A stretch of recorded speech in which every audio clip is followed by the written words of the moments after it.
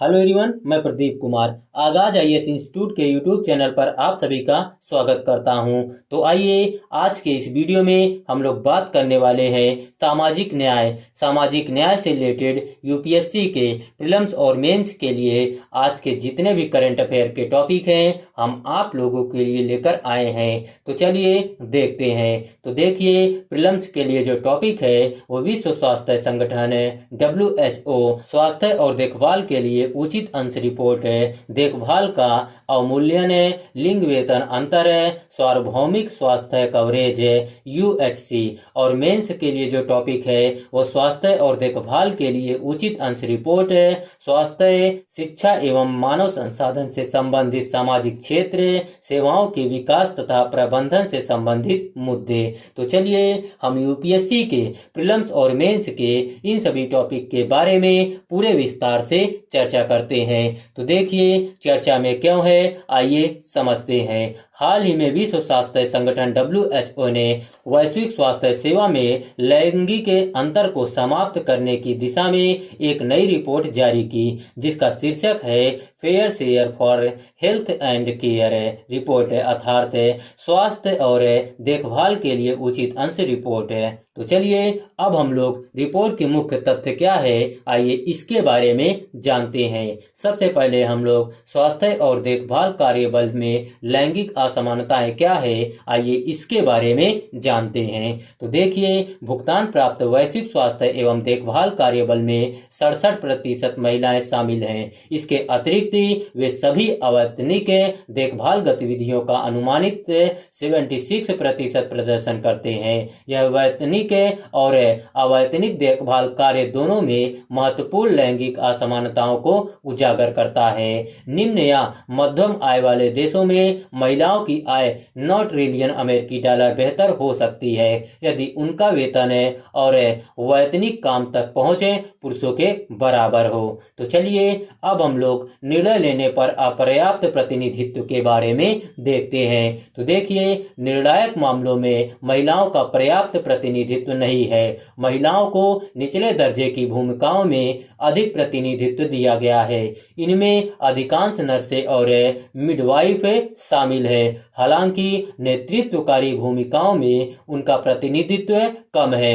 चिकित्सा विशिष्टताओं में अभी भी पुरुषों का वर्चस्व है। रिपोर्ट के अनुसार 35 देशों में डॉक्टरों में 25% से 60% महिलाएं हैं, लेकिन नर्सिंग स्टाफ में 30% से 100% के बीच महिलाएं हैं। तो चलिए अब हम लोग स्वास्थ्य प्रणालियों में कम निवेश के बारे में देखते हैं। तो देखिए, स्वास्थ्य और देखभाल क्षेत्र में लगातार कम निवेश के कारण अवैतनिक देखभाल कार्यों का एक दुष्चक्र शुरू हो गया है, जिससे वैतनिक श्रम बाजारों में महिलाओं की भागीदारी कम हो गई है। इससे आर्थिक सशक्तिकरण एवं लैंगिक समानता में बाधा उत्पन्न हुई है। तो चलिए अब हम लोग देखभाल का अवमूल्यन क्या है, आइए इसके बारे में देखते हैं। तो देखिए, मुख्य रूप से महिलाओं द्वारा की जाने वाली देखभाल को कम महत्व दिया जाता है, जिससे कम वेतन, खराब कामकाजी स्थिति, उत्पादकता में कमी और संबंध क्षेत्र पर नकारात्मक आर्थिक प्रभाव पड़ता है।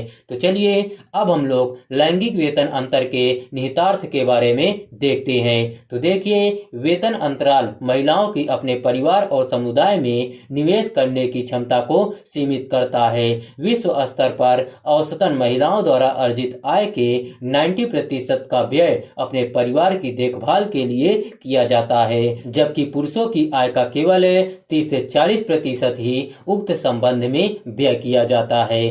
तो चलिए अब हम लोग हिंसा का उच्च स्तर के बारे में देखते हैं। तो देखिए, स्वास्थ्य देखभाल क्षेत्र में महिलाओं को असमान रूप से लैंगिक हिंसा के उच्च स्तर का सामना करना पड़ा। अनुमानों के अनुसार विश्व के सभी क्षेत्रों में कार्यस्थल पर होने वाली हिंसा में स्वास्थ्य देखभाल क्षेत्र में होने वाली हिंसा का योगदान 1/4 है।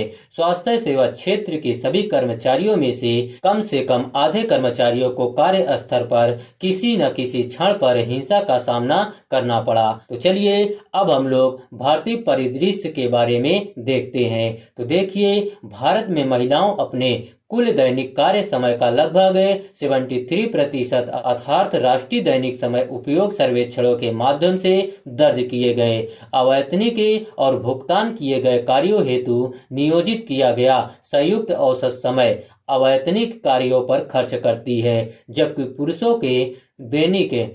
पुरुषों के दैनिक कार्य समय में अवैतनिक कार्य का अंश केवल 11% है। यूनाइटेड किंगडम में लगभग 4.5 मिलियन लोगों ने कोविड-19 के दौरान अवैतनिक कार्य किया, जिनमें महिलाओं की भागीदारी 59% अर्थात लगभग 3 मिलियन थी। तो चलिए अब हम लोग स्वास्थ्य देखभाल का वैश्विक संकट क्या है, आइए इसके बारे में देखते हैं। तो देखिए, रिपोर्ट के अनुसार स्वास्थ्य और देखभाल कार्यों में निवेश दशकों से अपर्याप्त रहा, जिससे विश्व स्तर पर संबद्ध क्षेत्र अत्यधिक प्रभावित हुआ। यूनिवर्सल हेल्थ कवरेज यूएचसी की दिशा में प्रगति में बाधा के कारण अरबों लोग आवश्यक स्वास्थ्य सेवाओं तक पहुंच सुनिश्चित करने से वंचित रहे, जिससे महिलाओं पर अवैतनिक देखभाल कार्य का बोझ बढ़ गया। तो चलिए अब हम लोग प्रमुख अनुशंसाएं के बारे में देखते हैं। तो देखिए, सभी प्रकार के स्वास्थ्य और देखभाल कार्यों, विशेष रूप से अत्यधिक नारीवादी व्यवसायों के लिए कार्य स्थितियों में सुधार करना, वेतन भोगी श्रम कार्य बल में महिलाओं को अधिक न्याय संगत रूप में शामिल करना, स्वास्थ्य और देखभाल कार्य बल में कार्य स्थिति में सुधार कर वेतन वृद्धि करना एवं सामान्य कार्य के लिए समान वेतन सुनिश्चित करना, स्वास्थ्य देखभाल क्षेत्र में लैंगिक अंतराल का समाधान करते हुए गुणवत्तापूर्ण देखभाल कार्य का अनुसमर्थन करना और देखभाल कर्मियों के अधिकारों का संरक्षण कर उनका कल्याण सुनिश्चित करना, राष्ट्रीय आंकड़ों में सभी स्वास्थ्य और देखभाल कार्यों का लेखा जोखा मापन एवं मूल्य निर्धारण सुनिश्चित करना, सार्वजनिक स्वास्थ्य प्रणालियों में निवेश करना। तो चलिए अब हम लोग लैंगिक असमानता का समाधान करने के लिए सरकार की पहल क्या है, आइए इसके बारे में जानते हैं। तो देखिए, सबसे पहले हम लोग आर्थिक भागीदारी और स्वास्थ्य एवं उत्तरजीविता के बारे में जानते हैं। तो देखिए, बेटी बचाओ बेटी पढ़ाओ यह बालिकाओं की सुरक्षा, अस्तित्व और शिक्षा सुनिश्चित करने में मदद करता है। महिला शक्ति केंद्र, इसका उद्देश्य ग्रामीण महिलाओं को कौशल विकास और रोजगार के अवसरों के लिए साथ सशक्त बनाना है। महिला पुलिस स्वयं सेवकों की भागीदारी की परिकल्पना की गई है, जो पुलिस और समुदाय के बीच एक कड़ी के रूप में कार्य करती है तथा संकट में महिलाओं की सहायता करती है। राष्ट्रीय महिला कोष, यह एक शीर्ष सूक्ष्म वित्त संगठन है जो गरीब महिलाओं को विभिन्न आजीविका और आय सृजन गतिविधियों के लिए रियायती शर्तों पर सूक्ष्म ऋण प्रदान करता है। सुकन्या समृद्धि योजना, यह योजना के तहत लड़कियों के बैंक खाते खुलवाकर उन्हें आर्थिक रूप से सशक्त बनाया गया है। महिला उद्यमिता को बढ़ावा देने के लिए सरकार ने क्लब इंडिया और महिला ई हार्ट महिला उद्यमिता SHG NGO का समर्थन करने हेतु ऑनलाइन मार्केटिंग प्लेटफॉर्म उद्यमिता तथा कौशल विकास कार्यक्रम ESSDP जैसे कार्यक्रम शुरू किए हैं।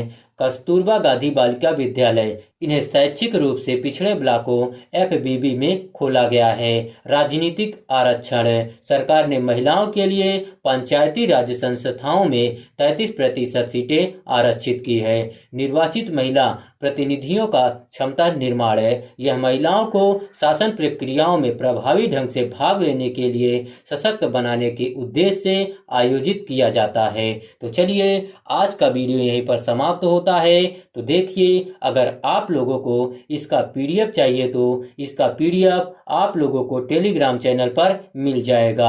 टेलीग्राम चैनल का नाम है आगाज IAS इंस्टीट्यूट और टेलीग्राम चैनल का लिंक आप लोगों को इस वीडियो के डिस्क्रिप्शन में भी मिल जाएगा। आप लोग यहां से भी जाकर टेलीग्राम चैनल को ज्वाइन कर सकते हैं और PDF डाउनलोड कर सकते हैं। तो चलिए अब हम लोग मिलते हैं नेक्स्ट वीडियो में। धन्यवाद। Keep learning, keep growing.